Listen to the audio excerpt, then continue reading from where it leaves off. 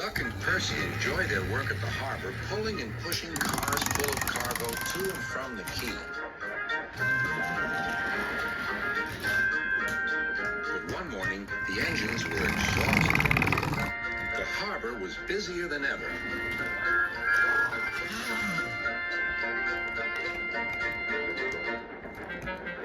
Sir Topham Hatt promised that another engine would be found to help them. Huh, it's about time, said Percy. I ache so much I can hardly get my wheels to move, agreed Duck. They waited for the engine to arrive.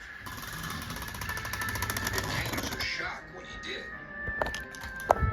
Good morning, squirmed Diesel in his oily voice. The two engines had not worked with Diesel for a long time.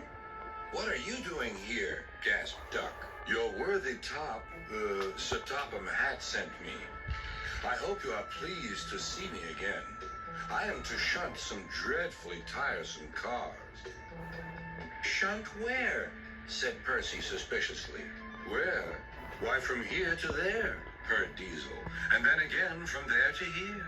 Easy, isn't it? With that, Diesel, as if to make himself quite clear, bumped some cars hard. Oh!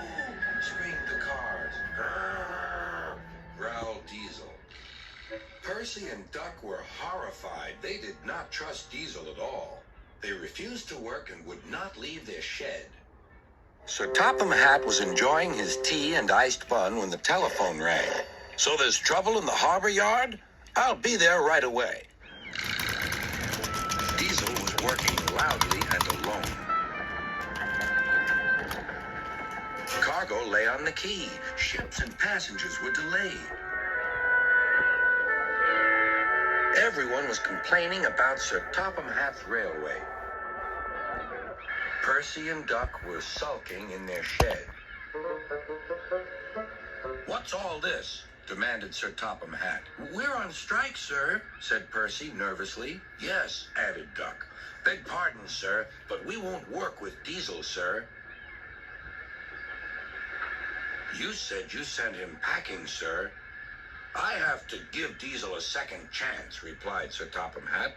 I'm trying to help you by bringing Diesel here. Now you must help me. He was the only engine available. Percy and Duck went sadly back to work. Next morning, things were no better. Diesel's driver had not put his brakes on properly, and Diesel started to move. He went bump straight into Percy.